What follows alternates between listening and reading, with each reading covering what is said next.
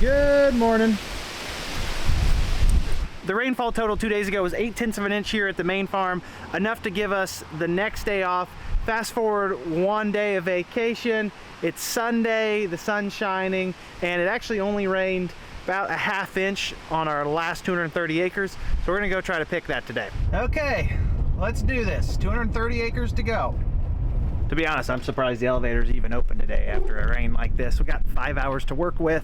No chance we get this corn picked today. We're not that quick. We should get a good din of it, and maybe if we're really lucky tomorrow we'll finish it up. If not, might be a 3-day project. Oh, oil's good. Did you already move your combine over there? Yeah. Yesterday? This morning. Oh, okay. Unfortunately, I don't have a boot dryer, and 24 hours was not enough for my work boots to be dried out from that torrential downpour we filled that bin in. So we're in the old mud boots today. They're not comfortable, but they're better than wet feet. I'm sorry, Lenny. I gotta clean off your drawings. I always feel bad.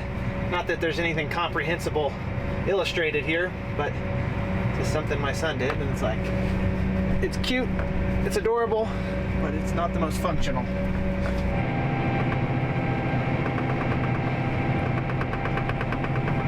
There's a few fields of soybeans sprinkled around the countryside left to be cut, and most of them are probably double crop beans. Good amount of corn left though, so a lot of grain to be pulled off these fields. Looks like we've got friendly weather to do so over the next week to 10 days with no more rain in the forecast. Oh, finally, we are here, and I'm happy to report that it appears the boss man has not harvested any of the neighbors' crops this year like he did last year when we opened this same field up. It was this guy's corn here to the north, and he was nothing but a gentleman about it, so gotta give him props for not getting upset. Since we're hauling to an elevator that's a 10-mile round trip, we think we're going to be logistically bound. We opted to just bring the one big combine 12-row over, as opposed to just overwhelm ourselves with both machines like we do around home when we're hauling into our bins. It's one of those luxuries about having bins. You can move a lot of grain into them. Though it looks like it may be a tad bit on the tacky side still here. Wouldn't have hurt to give it another day, but our farm only has one speed, full speed, for better or worse. Opening up this field, this is a split planter field of Beck's 6374 and 6585, both Bayer source genetics through the independent seed company Beck's that have really had a few killer years in a row, so I'm hoping it's good here on this good black dirt. The neighbors to the west have already done some stripping out here. Wish I could have seen that. Definitely just dry fertilizer in there because it's way too early to have put any kind of gas and hydrous ammonia in the ground. We haven't even had a freeze yet, let alone the soil temperatures below 50. Strip tilling is definitely up there on the higher end of my list of things I'd like to try on our farm. Unfortunately, it takes a lot of equipment upgrades and cooperation from the finance committee to make something like this work. It's definitely something that a lot of farms are going to. It's just more efficient than your standard tillage and hydrous ammonia passes. You cut out a spring tillage pass. There's a lot of good to it. You may need to run a little more herbicide to counteract the lack of tillage, but there's also benefits in a dry year, optimal fertilizer placement, yada, yada, yada. A lot of benefits and also a few downsides.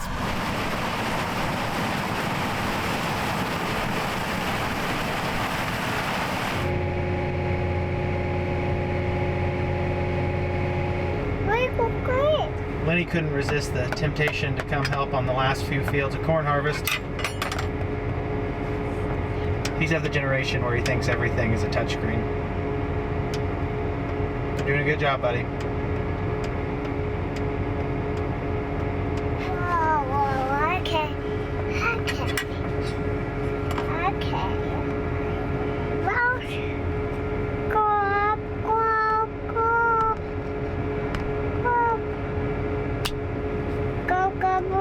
Baby Graham and Allie are here too.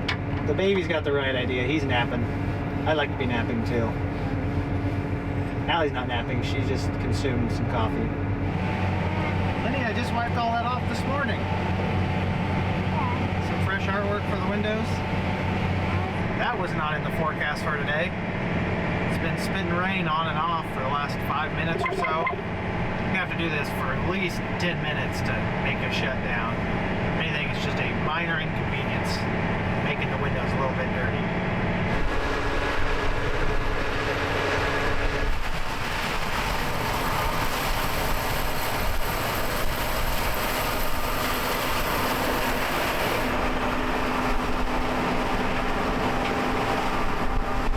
The rain quit almost immediately. We're about to have this first 76, 77 acre field wrapped up, and I don't think we'll get much farther today because it's already past 4. Elevator closes at 5.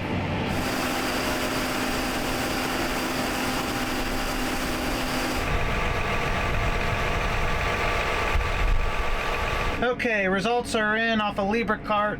That field made 233 bushels an acre. To be honest, I was kind of expecting a little bit better because this ground is higher quality black dirt that's been performing really well for us other places. We are 5 miles away, 10 miles away from fields that did well for us, so maybe they just didn't get the rain here that we were expecting. I did talk to a neighbor a mile to the east. He said his corn on some very good dirt made 228, so it's not like we're out of the realm of possibility. I just thought it would be better. We're opening up a 29 acre field just half mile to the east. We're not going to get very far because the elevator is in fact closed, so once the last truck's loaded and the cart's full, it's quitting time. 80 acres is a lot more than I thought we'd get done today. I thought I was going to be at the pumpkin patch all day, and here we are picking corn. Maybe I should have just called in sick.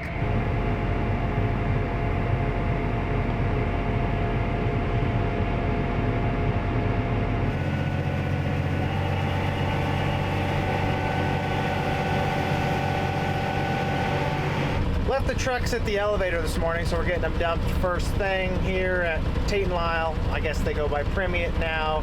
Jones Switch elevator. Gotta love starting the day in line. Usually you don't expect to have to wait first thing, but everyone and their brother's going to be picking corn with the overcast weather, most of the beans being cut. These elevators are going to be getting stuffed full with a lot of corn here in the next week. I'm sure the boss is already 100 steps ahead of us. The combine hopper's full, nothing we can do about it. It's not really the elevator's responsibility to make sure we have enough trucks to make sure we can keep our combine moving. Okay, we're getting the opposite omen now. Line at the elevator, but then a rainbow. So maybe today is going to be an okay day. I told you he'd do this. And we are off for what could be the last day of corn harvest. We've got 3 fields left over here east of Lerna, 29 acre field, 30 acre field, and a 97 acre field. We started early, so as long as nothing goes wrong and the elevator keeps up, we may actually be able to get this all done with the S780. This is still all going to be the Beck's 6374 split against the Beck's 6585, both Bayer genetics. I probably mentioned that yesterday. We're off to the races. Hopefully it's a good, productive day.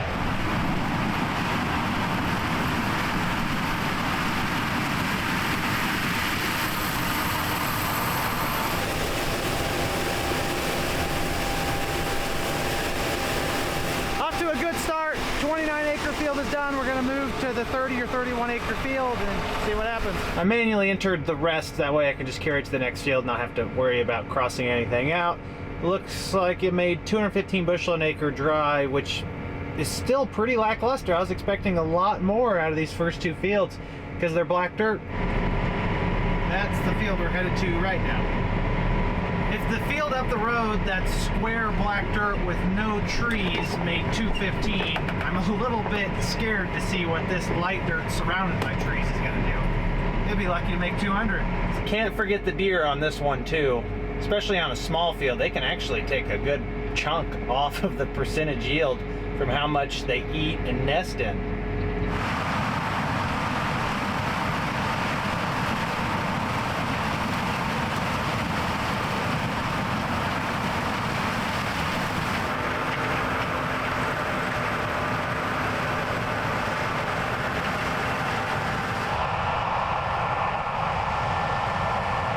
Talk about life finding a way. I've got both a soybean plant and a corn plant growing on my front weight rack.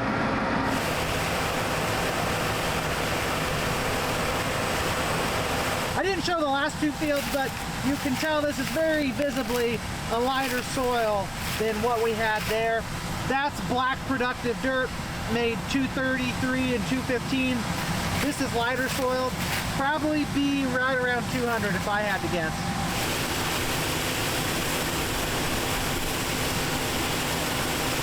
Don't have to guess, I'll be able to tell you pretty shortly because we're done with this field.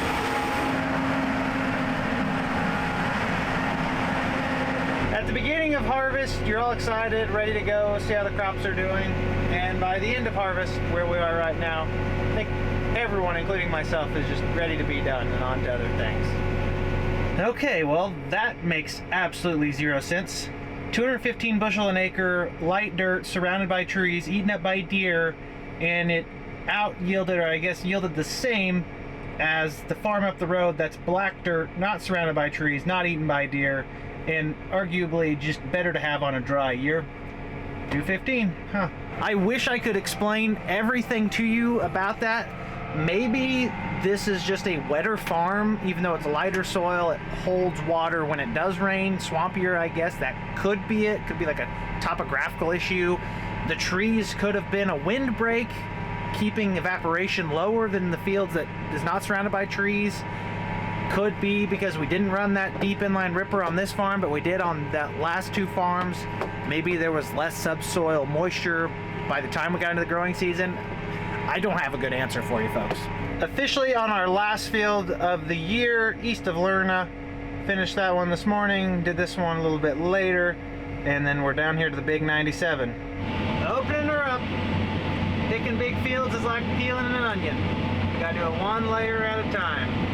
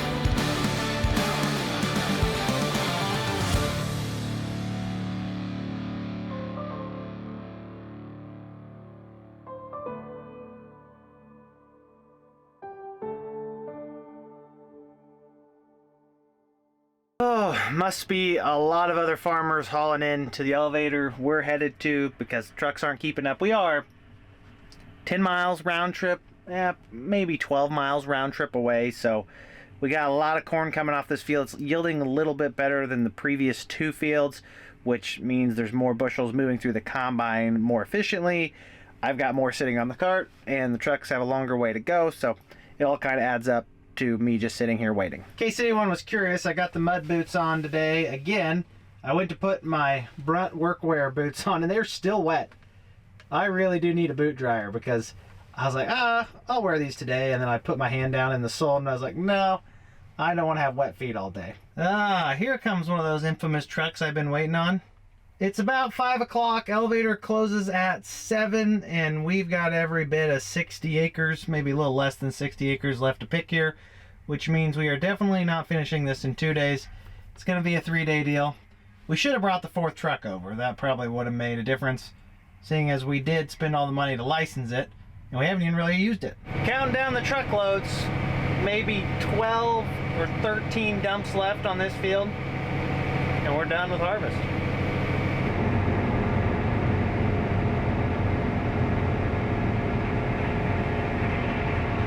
As opposed to burning the midnight oil, because we're not going to get this finished tonight, probably going to go ahead and just pull the plug here shortly. Keep the trucks off the road at night.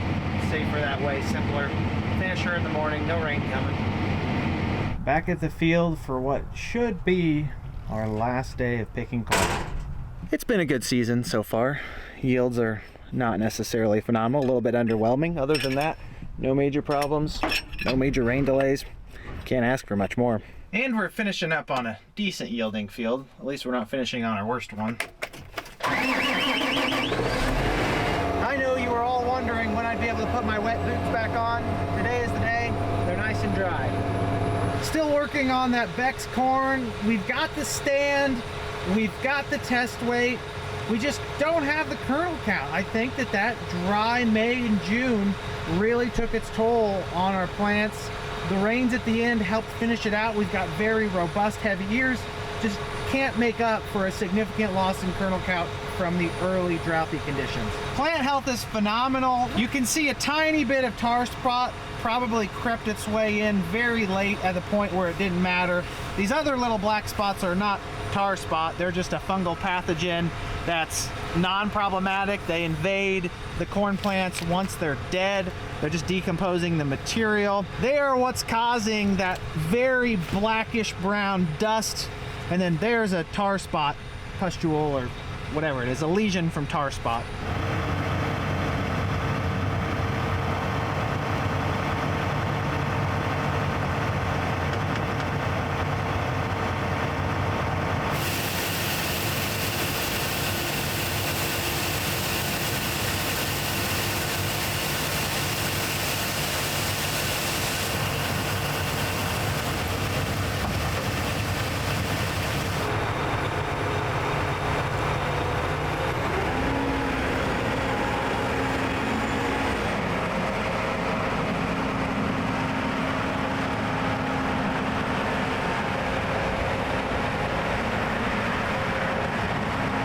Leave it to Marty to drive the combine first thing in the morning like a dirt track race.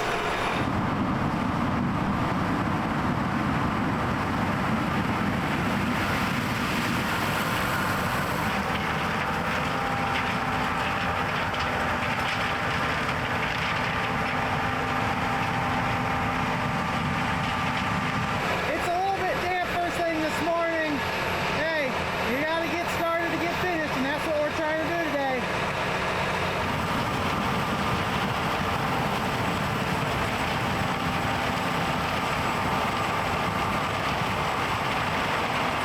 This has really been 2 harvests in a row after we spent all this money to upgrade to the fancy stabilizer track system on a J&M grain cart, and we've not even had conditions wet enough to truly test the flotation of these awesome tracks. There are benefits beyond just being able to float through the mud, mainly just putting less weight on the ground, causing less compaction, because your weight is dispersed much better.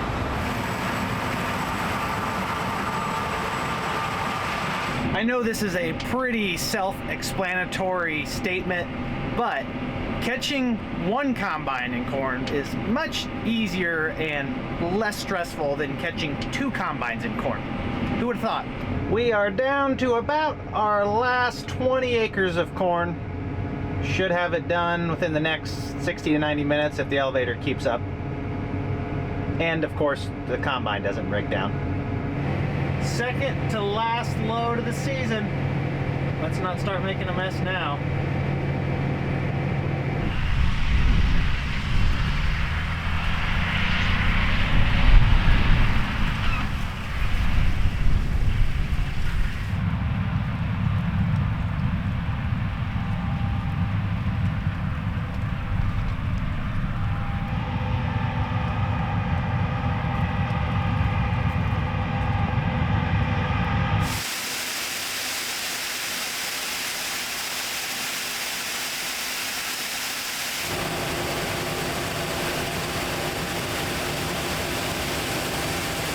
Ladies and gentlemen, that right there is a wrap on corn and soybean harvest 2023. We just offloaded the last bit of grain here, our fourth and best yielding field at Lerna, 243 bushel an acre.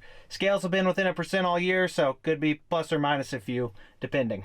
I'm not entirely surprised that this one yielded the best. It is the swampiest, and this year, because it was so dry, our swampiest fields have performed the best, especially in corn. As a matter of fact, this field was so swampy, caused significant yield losses in soybeans last year. They're much more sensitive to standing water and wet feet.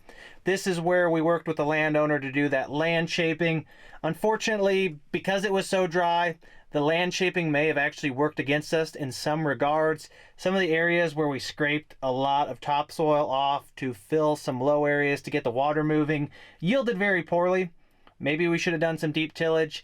Doesn't help that we stripped a lot of that top 6 to 12 inches of fertility off, organic matter, and some of the highest productivity soils in the profile in that specific area. You can see, did a lot of scraping through here, didn't yield that well, scraped a lot here, didn't yield that well, scraped some through here, didn't yield that well. I mean, you're getting the picture. It's just not a good recipe for success after land shaping to not get an adequate amount of rainfall to permeate into the soil profile to help those roots grow and access the nutrients. That being said, if this was an extremely wet growing season, it would have probably returned dividends. Next year, if it's in soybeans, we may actually be able to see that pay a little bit more. There's pros and cons to the land shaping. It's hard to argue against that. I think the pros on a normal year vastly outweigh the cons. We'll have to see what happens next year. Hopefully we don't have another drought like we did this year. Before we leave the field, I'm gonna go ahead and open the trap door. I'm sure because I have gotten some rain without the tarp covering the cart that there's some really nasty corn and soybeans built up in there. Might as well just dump them in the field as opposed to dumping them at the farm where we have to smell it every day.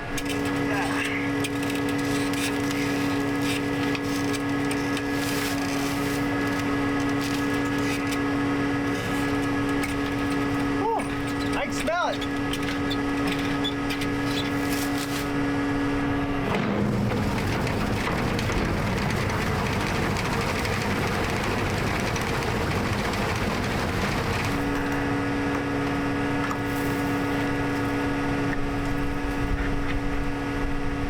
That's gonna be good enough for now. I'll probably just power wash it out at home.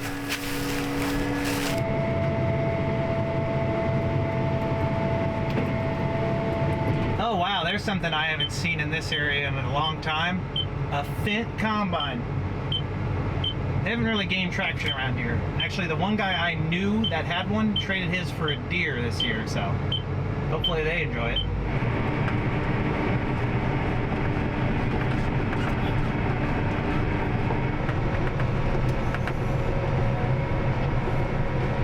Oh, okay. Time to head to Florida. I'll check back in with you guys in April. Time flies when you're having fun. As much as I wish it were April and I've been in Florida all winter, that was just a joke for those of you who that was lost on. We're starting tillage already. Katie's running the vertical till up here north of town on one of those high yielding cornfields that we picked earlier on in the season. I can tell she's a little bit rusty based on the curve of that auto steer set line. Once she makes around here, we're gonna make sure everything's dialed in correctly on that true set tillage device. To be honest, I would have thought for this corn having been picked for 3 weeks, maybe 4 weeks now, that this would be chopping up a little bit better than it is. It's the afternoon, so moisture's not really holding us up. Maybe we need to set it deeper.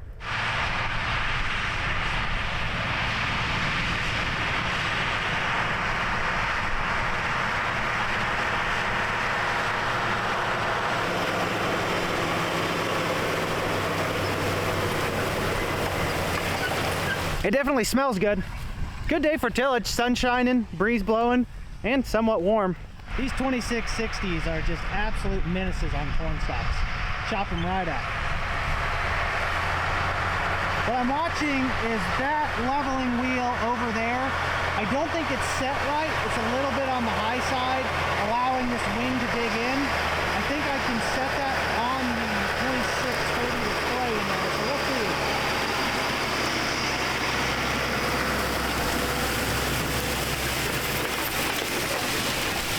Okay, first thing I noticed is that it's set at 4 inches. Probably my doing because I'm the last one that was in here.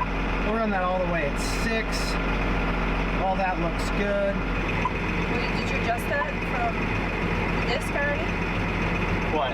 Well, it was set to 4 when I got in here. Did you mess with that? I just moved to 6. I was looking at this.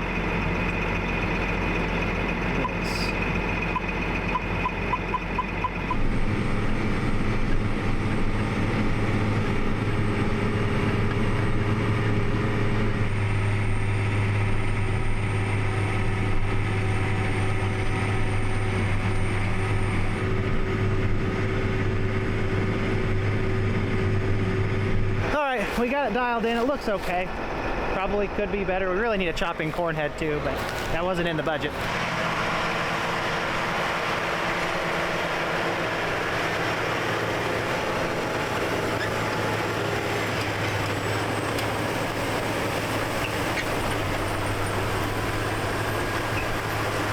There's just a ton of corn residue out here. It does look like the soil's a little bit on the damp side. It's not helping our case. I thought it'd be drier than that by now. Corn yielded well. You're gonna have a lot of plant matter. The more we can get it chopped up, the more soil we can get turned over on top. Quicker it'll dry in the spring and the more nutrients that'll be available for the soybean crop. You may have seen on the TrueSet page on the 2660 in the tractor, we're setting at a 6-inch working depth, which is as deep as that Deere 2660 will go. This is a vertical tillage device, basically a glorified disc. It's got serrated blades running at a 12-degree angle, disking, double rolling baskets on the back, trying to kind of level it out. Some people try to do a stale seed bed in the spring if it's level enough and dries enough.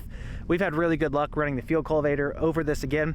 This pass has nothing to do with compaction or alleviating compaction. If anything, it's adding compaction. What we're just trying to do, like I mentioned earlier, is downsize plant matter, hopefully get things in shape for next spring where we can get out early because it dries quickly. For as long as I can remember, we've ran the disc rippers on all of our corn stalks, especially on the dark, high-yielding soil. The thought was that turning the soil over and working really deep helped with drainage. I think it does dry a tad bit quicker in the spring if you do that, but marginally at best. It's not enough of a return in my eyes to justify all the extra fuel you're burning. Disc ripper is going 1.5 gallons to 2 gallons an acre. This is burning 0.5 gallon an acre, maybe 4/10 depending on how hard the soil's pulling. We've just not really seen the tangible or financial benefits on our deep tillage passes that we've always kind of expected. We tried the vertical till out 10 years ago, had good luck with it, didn't notice any downsides, and we kind of stuck with it because it's a cheaper pass. Would you look at that? Even our cover crops we've been incorporating are starting to germinate well. Looks like the frosts in the morning has maybe taken a little bit of the spunk out of them. As far as I'm concerned, I hope it all germinates and dies before winter. That's not a cover crop, that's volunteer corn that either head shelled or we knocked it over or shot it out the back of the combine. Very, very common sight, especially early harvested fields if they were already worked. I mean, some of them are green across the board. Nothing you can do about it. You're not going to get them all. I love the comical aspect of how I just talked about why we use the vertical till on so many acres and don't use the disc ripper as much anymore. And then we come home and the disc ripper is parked outside like it's about to head to a field. Air up the low tire on the disc ripper or go wash off some of the rotten corn and soybeans from the grain cart.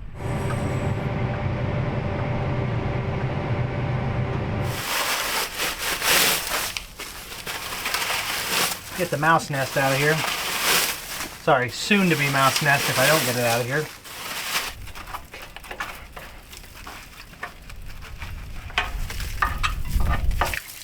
The rinse before the rinse.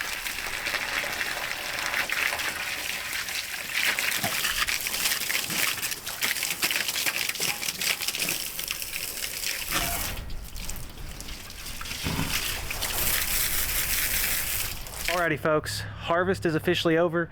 It's 4 o'clock. We could probably go do some tillage right now, but I feel like quitting early. No rain in the forecast. Get off my lens, bug. Really nothing too pressing on the agenda right now. We'll definitely be hitting it hard here in the next couple days with either a tillage tool or a power washer or some hybrid approach to both, because we need to clean and we need to work ground. I'm going to take off though. As always, everyone, I greatly appreciate every single one of you continuing to tune in and support the channel. Your viewership means the world to me. I'll catch you all in the next episode. Until then, make sure you like the video if you enjoyed it, subscribe if you want to see more, comment down below if you have any questions. You know I love to talk about farming. Have a great day, everyone. Peace!